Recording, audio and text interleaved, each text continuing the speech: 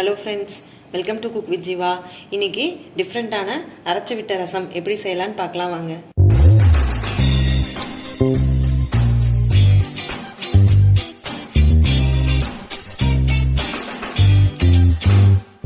கடாயில் ஒரு ஸ்பூன் எண்ணெய் ஊற்றிருக்கேங்க. அதில் 1/4 ஸ்பூன் வெந்தயம் சேர்த்துக்கலாம்.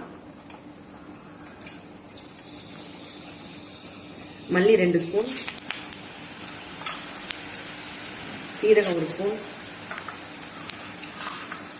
மிளகு 1 ஸ்பூன். அப்படியே லேசாக அப்படியே ஃப்ரை பண்ணிக்கலாங்க. அடுப்பு சிம்மில் வச்சுக்கலாம்.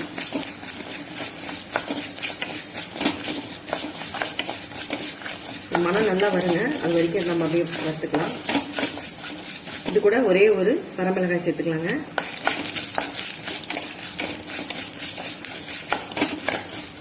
இது கூடவே 10-15 சின்ன வெங்காயங்க 2ஆ கட் பண்ணி வச்சிருக்கேன், அதை சேர்த்துக்கலாம்.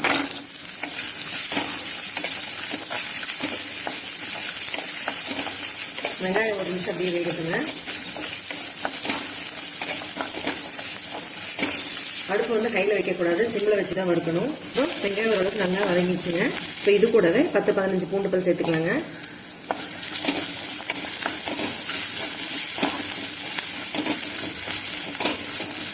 இது அப்படியே ஒரு நிமிஷம் நல்லா வதக்கட்டுங்க. பூண்டு நல்லா வதங்கியாச்சுங்க. இப்போ இது கூட கொஞ்சமாக கருவேப்பிலை, மல்லித்தலை,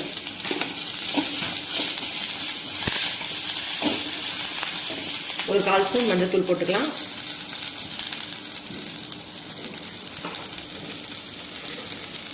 உப்பு தேவையான அளவு சேர்த்துக்கலாங்க.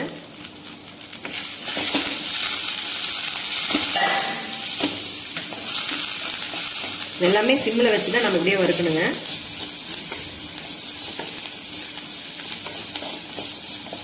இப்போ அடுப்பு ஆஃப் பண்ணிங்க. இது நல்லா ஆறுனதுக்கப்புறம் மிக்சியில் போட்டு நைஸ் பேஸ்ட்டாக அரைச்சிட்டு பார்க்கலாங்க. இப்போ அந்த மசாலா எல்லாமே இப்போ நைஸாக அரைச்சிட்டு வந்தாச்சுங்க.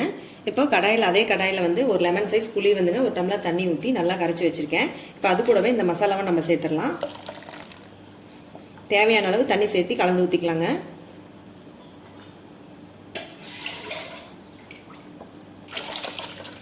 இப்போ இதுலேயே உப்பு காரம் எல்லாம் இருக்குங்க.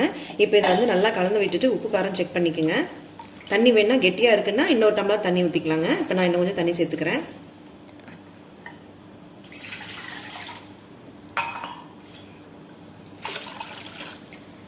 இப்போ இதை நம்ம நல்லா கலந்து விட்டுங்க. உப்பு சரி பார்த்துட்டு நம்ம ஸ்டவ் ஆன் பண்ணிக்கலாங்க. இப்போ எனக்கு உப்பு சரியாக இருக்குங்க, நான் ஸ்டவ் ஆன் பண்ணிக்கிறேன்.